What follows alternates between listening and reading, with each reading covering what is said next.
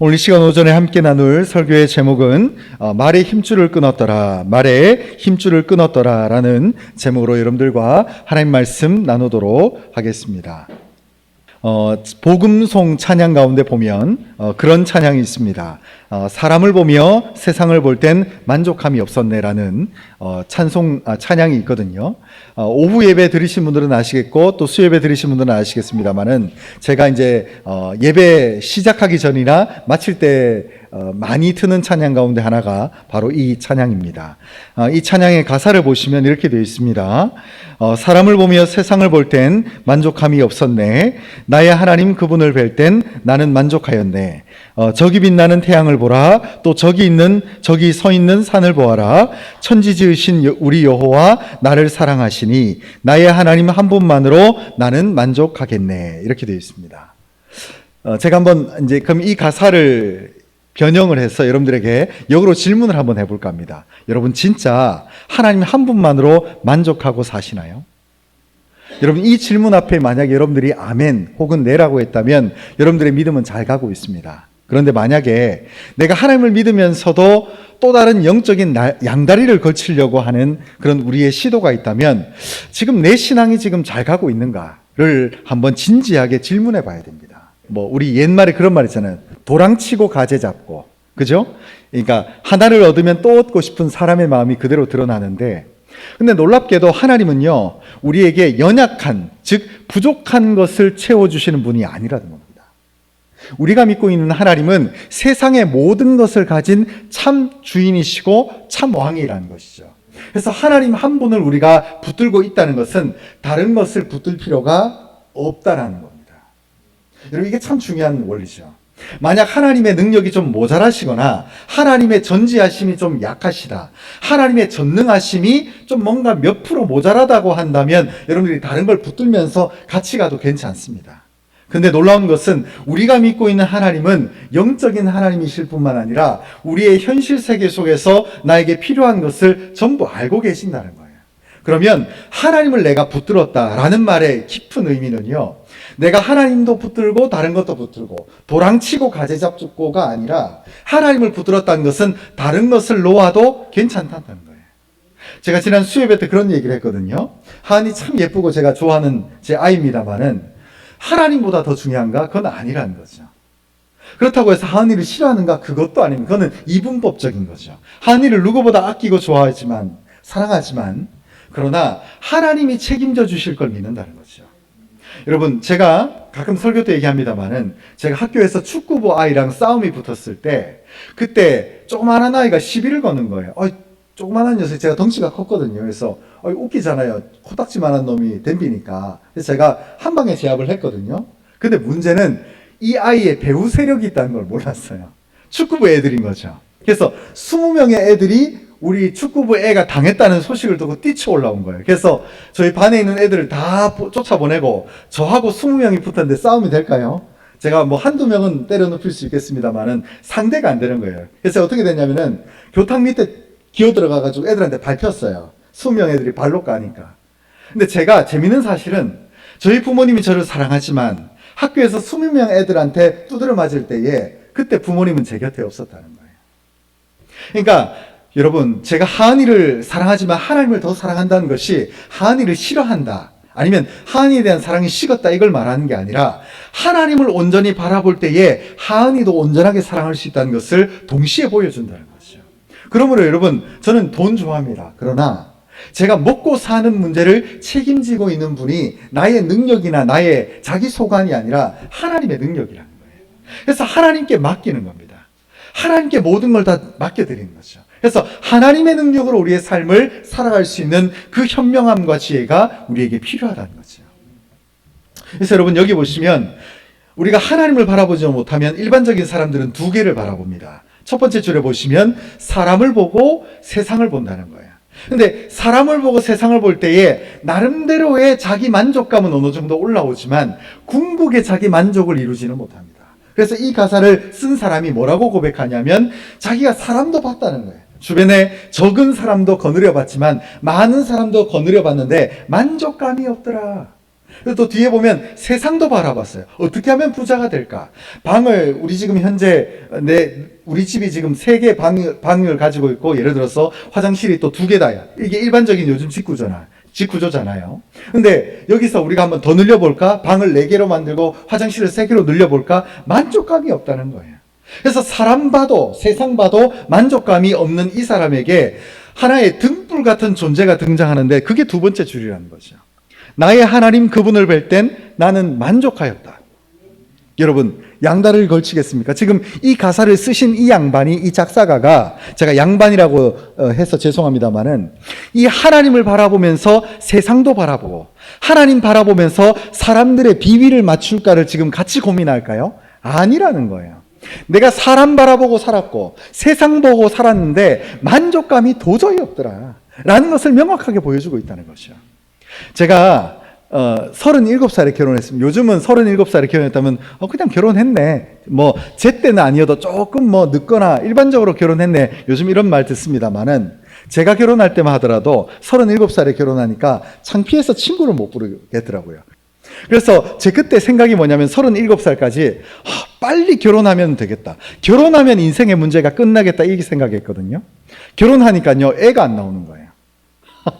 너무 힘든 거예요. 또 기도를 어떻게 합니까? 하나님, 아이 하나만 주십시오.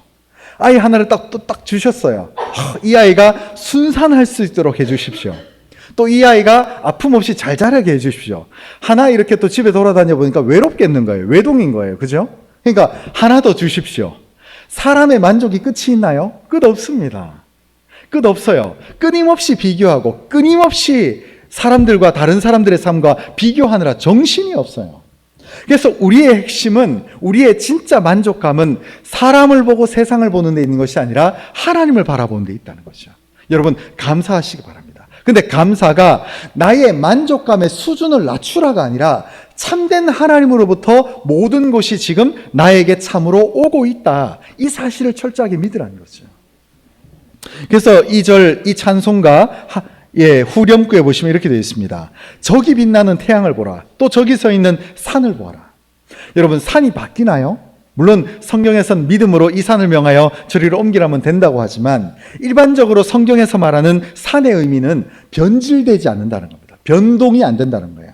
산의 위치가 옮기는 걸 본 적이 거의 없잖아요. 지각 변동이 일어나지 않는 한. 그리고 하늘의 태양을 보십시오. 저 태양빛이 오랫동안 수천 년 동안 변하지 않잖아요.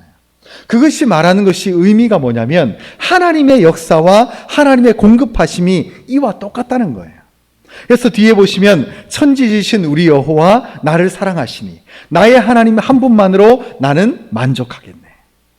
여러분, 하나님 한 분만으로 만족해 나갈 수 있는 우리 모두가 되시기를 주님의 이름으로 소망합니다. 특별히 오늘 본문에 보면 하닷 에셀이라고 하는 왕이 이방 왕인데, 이 사람이 소바라고 하는 지역을 다스리는 왕이었습니다. 근데 이 사람이 다윗 왕이 다스리던 시절에 자신이 과거에 다스렸던 땅을 회복하기 위해서, 그러니까 잃어버렸던 영토를 회복하기 위해서 정복 전쟁을 하려고 준비를 하고 있는 거예요. 이 하닷 에셀이라고 하는 왕이. 그래서 성경이 참 짧은 구절입니다만은 성경이 참 하나님께서 성경을 쓰셨다라고 볼 수 있는 것이 뭐냐면 대부분의 사람들의 의도와 속마음이 다 드러납니다. 성경의 탁월함은 여러 가지가 있습니다만은 간혹 어떤 사람이 행동으로는 선한 척해요. 근데 그 사람의 행동의 결과만 보지 않고 하나님께서 성경을 쓰시는 대부분의 목적은요, 그 사람의 의도를 관통하고 있다는 것입니다. 그래서 성경에서 오죽하면 우리의 배부를 꿰뚫어 보신다는 얘기를 하거든요. 그게 뭐냐면 우리가 선행을 해도 나의 이름을 드러내기 위해서 선행을 한다, 그 중심을 보시고 그 계획을 하나님이 폐하신다는 거예요. 그래서 이 사람도 마찬가지입니다. 이 하닷 에셀이 하나님을 의지하는 왕도 아니고 단순히 자기가 과거에 누렸던 그 왕과 그 왕권과 땅을 회복하기 위해서 이제 정복 전쟁을 하려고 하는 이 사람의 욕망을 지금 짧은 구절입니다만은 드러내고 있다는 거죠. 그래서 이어지는 4절에 보시면 뭐라고 되어 있냐면, 우리 4절 말씀을 같이 읽겠습니다. 시작. 그에게서 마병 1700명과 보병 2만 명을 사로잡고 병거 100대의 말만 남기고 다윗이 그 외에 병거의 말은 다 발에 힘줄을 끊었더니. 아멘. 오늘 설교 제목이기도 한데요, 말에 힘줄을 끊었다는 거예요. 말의 힘줄이 뭐냐면 우리 흔히 말하는 아킬레스건입니다. 여러분, 아킬레스건에 칼을 대고 끊어버리면 사람이 뛰질 못해요. 여러분, 주변에 아킬레스건 끊어지신 분을 본 적이 있으신지 모르겠는데, 저는 살면서 한 3번 정도 본 적이 있는데, 그 중에 한 번은 청년부에서 어떤 지체가 교회에서 이제 5월 5일 날 이제 빨간 날이잖아요. 쉬는 날인데, 그때 이제 저희가 체육대회를 했어요. 근데 그때 어떤 친구가 교회에서 운동회를 하고 있는데 계주를 뛰고 있는데 너무 열심히 하려고 했는지 뛰다가 아킬레스건이 끊어진 거예요. 근데 아킬레스건이 끊어지니까 단순히 못 뛰는 수준이 아니라 걸을 때 계속해서 절뚝거리더라고요. 그리고 이게 생각보다 평생 갑니다. 이게 병원에서 웬만해도 이게 빨리 병원에 가지 않으면은 회복하기도 쉽지 않고, 또 그것을 전문적으로 하는 병원도 생각보다 사실 많지 않습니다. 그래서 아킬레스건이 한번 끊어지면 다시 전속력을 향해서 뛰는 것은 거의 쉽지 않아요. 근데 여기서 보면 아까 봤던 이 3절 말씀에 보면 하닷 에셀이라고 하는 왕이 이제 군대를 데리고 파견을 해가지고 이스라엘을 정복 전쟁을 했습니다. 그때 이 하닷 에셀이 끌고 온 왕의 이 군대의 전력을 보니까 여기 4절 초두에 보시면 마병이 1,700명, 그러니까 1,700마리의 말과 그 위에 마병이 있었고요. 병사들이 타고 있었고, 그 외에 보병만, 이제 우리 육군이라고 하죠. 육군들만 2만 명이 있었다는 거예요. 그래서 이들을 가지고 왔는데 하나님께서 다윗에게 승승장구할 수 있는 은혜를 주셨기 때문에 순식간에 이들을 다 격파해서 물리칠 수 있었다는 거죠. 그래서 얻게 된 것이 뭐냐면, 군사들은 다 쳤습니다마는 마병 1,700, 즉 말 1,700마리를 얻게 된 거예요, 다윗이. 그러면 일반적으로 성경에서 보면 전리품을 취한 것이 나쁜 일이 아닙니다. 근데 놀랍게도 이 다윗은 1,700마리의 말을 가지고 있으면 자신이 운영하고 있는 군대에 군사력이 늘잖아요. 근데 그럼에도 불구하고 지금 이 다윗은 말 1,700마리의 전리품을 얻었는데 상징적인 의미로 100마리의 말만 두고 4절 말미에 보면 병거의 말은 다 발에 힘줄을 끊었다는 거예요. 아킬레스건을 다 잘라버렸다는 거죠. 그리고 이 말들을 한순간에 고깃덩어리로 만들었다. 더 이상 전투에 쓸 수도 없고 그냥 고기로 살라 먹어야 되는 그런 상황으로 만들었다는 거죠. 아니, 말이 무슨 죄가 있어요? 대적인 하닷 에셀이 문제고 대적과 적군들이 문제지 말들은 잘못이 없습니다.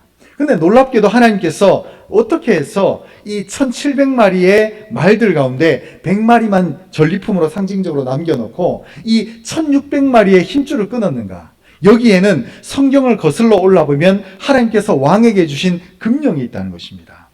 우리 모세에게 주신 금령인데, 이것이 뭐냐면은 나중에 이스라엘 민족 가운데 왕이 세워지면 이 신명기 17장 말씀을 토대로 3가지를 하지 말라는 거예요. 우리 16절과 17절을 우리 화면을 보시고 한번 읽어보겠습니다. 시작. 그는 병마를 많이 두지 말 것이요 병마를 많이 얻으려고 그 백성을 애굽으로 돌아가게 하지 말 것이니 이는 여호와께서 너희에게 이르시기를 너희가 이후에는 그 길로 다시 돌아가지 말 것이라 하셨음이며, 그에게 아내를 많이 두어 그의 마음이 미혹되게 하지 말 것이며 자기를 위하여 은금을 많이 쌓지 말 것이니라. 아멘. 여기서 3가지를 하지 말라고 하는데, 첫 번째가 병마를 두지 말라, 두 번째가 아내를 많이 두지 말고, 세 번째가 은금을 많이 쌓지 말라는 거예요. 이걸 하지 말라는 전형적인 특징이 쉽게 설명하면 너는 하나님만을 의지해라는 거예요. 너가 아까 봤던 그 찬양의 가사처럼 사람을 보며 세상을 보면 만족함이 없다는 것을 성경이 말하면서 하지 말라는 데 목적이 있는 것이 아니라 나만 바라봐라고 하는 하나님의 약속의 말씀이 여기 쓰여져 있다는 거죠. 그래서 구체적으로 한번 보시면 3가지입니다. 말을 많이 쌓아두지 마라, 아내를 많이 두지 마라, 은금을 많이 쌓지 마라. 여러분, 말은 뭡니까? 생존력이기도 하고 전투력입니다. 예전에는 전쟁이 참 많았어요. 그러다 보니까 말을 많이 가지고 있다는 것은 전쟁에서 굉장히 유용하게 사용된다는 것이죠. 그래서 이 말을 많이 두지 말라는 것은 사실 생존력과 전투력을 증강하는 건데, 이것을 하지 말라는 거예요. 두 번째는 뭐냐? 아내를 많이 두지 마라. 여긴 2가지 의미가 있는데, 첫 번째는 정욕적인 삶을 살지 말라는 거예요. 욕망에 빠져 살지 말아라. 두 번째는 아내를 많이 거드린다는 것은 명예욕입니다. 명예. 내가 우리 집에 아내가 많다. 우리 옛날에 저 어르신들 보면 둘째 엄마 이런 분들 많이 있었잖아요. 아내들을 많이 두지 말라는 거예요. 그래서 이것을 너가 명예로 삼는 것이 아니라 오직 주님만이 너의 명예로 삼으라고 성경이 우리에게 말해주고 있다는 거죠. 마지막 세 번째는요, 은금을 많이 쌓지 마라. 이게 뭡니까? 미래에 대한 대책을 미리 하지 말라는 거예요. 하나님이 너의 미래를 책임진다. 너는 하나님만 의지해라는 거예요. 여러분, 이 세 가지가 뭡니까? 우리의 삶의 구체적인 거 아닙니까? 여러분, 명예, 그리고 생존, 그리고 미래에 대한 염려, 전부 있는데 이걸 하지 말라는 거예요. 왜? 너는 하나님만 의지해라는 거죠. 여러분, 이 세 가지가 갖춰지면, 제가 교회에서 사역을 해보니까요, 신앙이 100% 변질됩니다. 여러분, 제가 사역을 해보니까 그렇더라고요. 이 세 가지가 충족되잖아요. 기도 안 해요. 맨날 적금 통장 들여다보고, 자기 부동산 쳐다보고, 자기 자식들이나 보면서 나는 만족한다. 이런 사람들이 기도하는 걸 저는 본 적이 없습니다. 단순히 자식이 많고 무슨 아내가 많고 은금이 많아서가 아니라 이 조건이 충족되기 때문에 기도를 안 한다가 아니라 내 삶의 목적을 여기에다 두니까 자연스럽게 기도로 멀어지는 거예요. 이게 중심이 돼버리는 거죠. 이걸 조심하셔야 됩니다. 여러분, 이걸 의지하지 마십시오. 자, 그럼 이제 이혼해라는 뜻인가요? 이제 거지같이 살라는 건가요? 아니죠. 그걸 얘기하는 게 아닙니다. 우리의 삶의 목적을 어디에 두는가? 하나님이 쓰라고 하는 곳에 재물을 쓰고, 하나님이 목적을 두라고 하는 곳에 목적을 두고, 하나님이 소망을 두라고 하는 곳에 소망을 두시기 바랍니다. 여러분, 오늘날 이 시대에 제가 바라보는 영적인 관점에서 왜 우리가 다음 세대를 잃어버리고 있는가? 예수를 믿으면서 말을 많이 두기 때문이거든요. 우리가 예수를 믿으면서 여기선 아내, 요즘은 일부 일처제를 아내 많이 두고 싶어도 많이 못 둡니다. 법으로 문제가 되죠. 명예에 빠져 있는 것이죠. 세 번째, 은금을 많이 쌓고 있는 거거든요. 여러분, 우리나라에 WCC라고 하는 이 단체 회장을 했던 어떤 목사님이 있거든요. 그분이 옛날에는 그렇게 변질되지 않았습니다. 오직 예수의 복음, 기도밖에 없었어요. 근데 나중에 이제 교회가 커지고 먹고 사는 게 살만하니까 이제 예수도 복음이지만 모든 게 다 하나님이란 말이에요. 마호메트도 하나님이고 부처도 하나님이다. 그런 단체를 이끌고 되는, 완전 변질되는 거죠. 왜요? 말을 많이 둬서 그렇거든요. 여러분, 은금을 많이 둬서 그래요. 배가 불렀거든요. 그러니까 영적인 분별력이 맛이 가는 거예요. 심각합니다. 이제 그 여파로 이제 뭐가 옵니까? 동성애가 오고 있거든요. 그래서 교회는 좀 잠잠해라. 동성애 받아들이자. 이런 말들이 계속해서 밀려오고 있잖아요. 우리가 소금이 맛을 잃으니까 소금이 밟히고 있는 거죠. 그래서 그 대신에 우리가 왕으로서 해야 될 몇 가지가 있는데, 제가 18절부터 20절까지 말씀을 한번 읽어드리고 뒤에 제가 한번 정리해드리겠습니다. 그가 왕위에 오르거든 이 율법서의 등사본을 레위 사람 제사장 앞에서 책에 기록하여 평생에 자기 옆에 두고 읽어 그의 하나님 여호와 경외하기를 배우며 이 율법의 모든 말과 이 규례를 지켜 행할 것이라. 그리하면 그의 마음이 그의 형제 위에 교만하지 아니하고 이 명령에서 떠나 좌로나 우로나 치우치지 아니하리니 이스라엘 중에서 그와 그의 자손이 왕위에 있는 날이 장구하리라. 여기서 이제는 우리가 앞에서는 왕이 해서는 안 될 세 가지를 봤습니다. 말을 많이 두지 마라, 아내를 많이 두지 마라, 은금을 많이 쌓지 마라. 그러면 이제 왕이 반드시 해야 될 세 가지가 뭐냐면, 제가 정리해드리면 세 가지입니다. 첫 번째, 왕이 되거든 율법의 등사본을 기록해라는 거예요. 이게 뭐냐면, 우리로 따지면 성경을 필사본을 만들라는 거예요. 자기 스스로 손을 쓰라는 거죠. 그래서 이것을 왕의 머리맡에 둬가지고 눈을 뜰 때도 읽어보고 잘 때도 읽어보라는 거예요. 근데 우리가 성경을 이렇게 돼야 되는데, 지금 이렇게 성경을 읽어야 될 자리에 오늘날 이 시대 2024년을 살고 있는 우리의 삶 가운데 이 성경이 있어야 될 자리에 지금 뭐가 들어가 있습니까? 스마트폰이 들어가 있어요.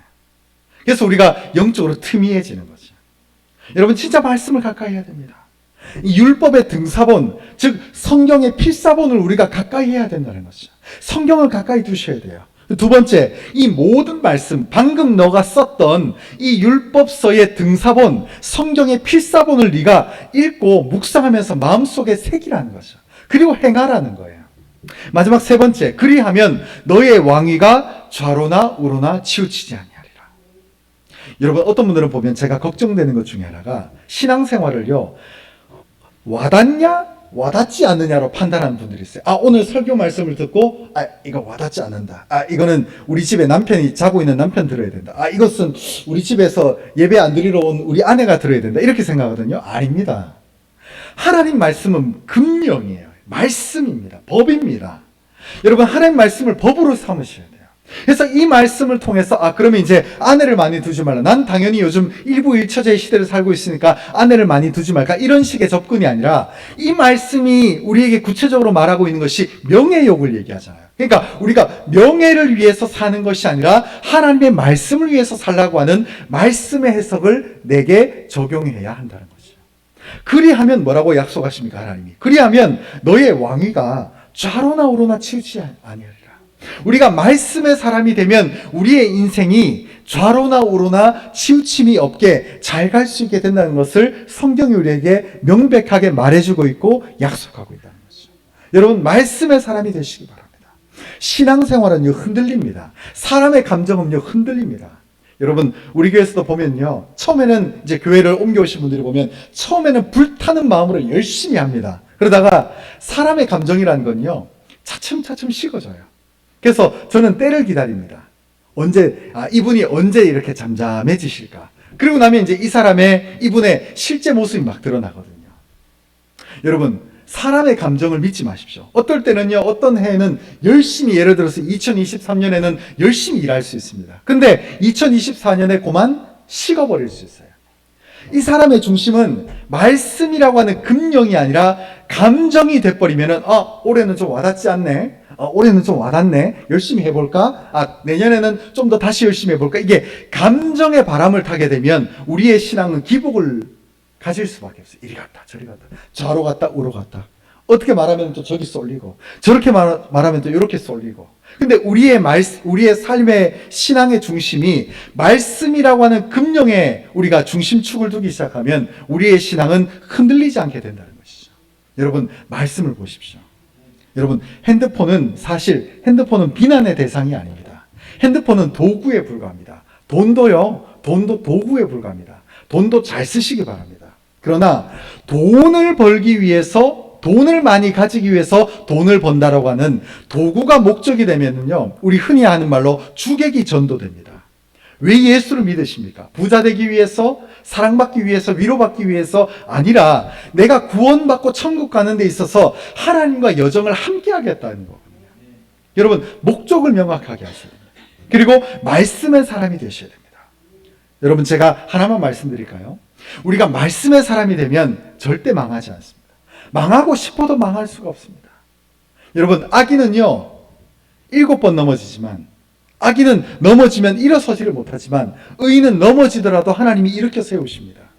악인과 의인에게 동일한 고난이 가고 동일한 어려움이 가지만 왜 하나님이 의인이 일어나는 것을 보게 하십니까? 말씀이 있거든요. 그 중심에 생명의 등불이 있거든요. 그래서 살아간다는 것입니다. 여러분, 변질되지 마십시오. 양다리를 걸치지 마십시오. 여러분, 얼마나 복음이 쉽습니까? 제가 다른 종교의 종교인이 아니라는 게 너무 감사해요. 왜냐하면 다른 종교는요, 경전이 너무 많아요. 읽어야 될 경전이 너무 많은 거 아십니까? 근데 성경은요, 한 권, 이 말씀, 그리고 이 66권에 나뉘어져 있는 이 말씀을 한번 통달하게 되면 하나님과 동행하는 삶의 자세를 터득하게 되거든요. 여러분, 성경 요즘 책 읽는 게 쉽지 않다고 하죠. 기독교만큼 우리가 명확하고 분명하며 깨끗하게 복음 앞에 나갈 수 있는 이 말씀이 어디 있습니까? 얼마나 좋습니까? 한 권밖에 없는 이 경전의 말씀. 이 말씀의 사람이 되고 이 말씀을 우리가 붙들며 우리의 심령에 말씀의 사람으로 우리를 탈바꿈하게 된다면 그야말로 우리의 삶이 변질되지 않고 하나님이 기뻐하는 말씀의 사람으로 나아갈 수 있게 된다는 것이죠. 결론의 말씀을 드리겠습니다. 첫 번째는요, 참된 만족이라고 하는 것은 수준을 낮추는 게 아닙니다. 참된 만족은 성경이 돈을 경계하는, 은금을 많이 가지지 말라고 하니까 가난하게 살라고 하는 거구나, 이런 극단적인 생각을 하지 마십시오. 더 많은 재물을 가지시고 깨끗한 부자가 되십시오. 그러나 핵심은 하나님이 기뻐하는 청지기로서의 삶을 분명히 살아가시기 바랍니다. 그래서 참된 만족은요, 수준을 낮추는 게 아니라 하나님의 인도하심을 적극적으로 의지하는 자세라는 것입니다. 그렇게 되면 부요함이요, 돈이 나중에는 오지 말아게 해서 옵니다. 돈이 목적이 아니기 때문에 그렇다는 거죠. 근데 돈을 목적으로 삼게 되면 사람이 냉혹해집니다. 좁아집니다. 돈만 바라보게 됩니다. 하나님이 보이지 않게 됩니다. 두 번째는요, 참된 만족은 못 누리는 것이 아니라 절제라는 것입니다. 절제. 베드로후서 1장 6절 말씀에 이렇게 말합니다. 지식의 절제를, 절제의 인내를, 인내의 경건을. 여러분, 우리가 만족할 수 있다는 것은요, 없어서 못 누리는 게 아닙니다. 나 없다, 그러니까 마지못해 만족한다, 이게 아니라 누릴 수 있어요. 그러나 절제하는 거죠. 다윗이 1700마리의 전리품을 얻었습니다. 말을. 그러나 하나님 말씀에 의거해서 이번 전쟁의 승리를 상징하는 100마리만 겨우 남겨놓고 1600마리의 말의 힘줄을 잘랐어요. 이것은 못 누려서 하는 절제가 아니라 참된 만족은요, 바로 절제하는 것입니다. 내가 누릴 수 있지만 거부하는 것이죠. 이런 자에게 하나님 복 주시지 않을까요? 이렇게 절제하는 자에게 하나님이 능력 주시지 않을까요? 여러분, 절제하시기 바랍니다. 막 부어준다고 해서 모든 것이 은혜고 축복이 아닙니다. 마지막 세 번째는요, 참된 만족은 말씀에 순종하는 겁니다. 말씀의 사람이 되는 겁니다. 말씀에 중심을 두시기 바랍니다. 어떤 사람들은 극단적으로 생각해요. 자꾸 말씀의 사람이 된다, 가난하게 살라는 건가? 빈궁하게 사는 건가? 아니요. 하나님이 책임져 주시는 삶을 살아가겠다는 겁니다. 여러분, 우리의 삶에, 여러분, 어떤 사람들은 참 답답해요. 어떤 얘기를 하면은 자기가 생각하는 물질의 관념으로 판단하는 게 아니라고 말이죠. 하나님과 함께 인도함을 받게 되면 물질의 많고 적음은 아무 의미가 없습니다.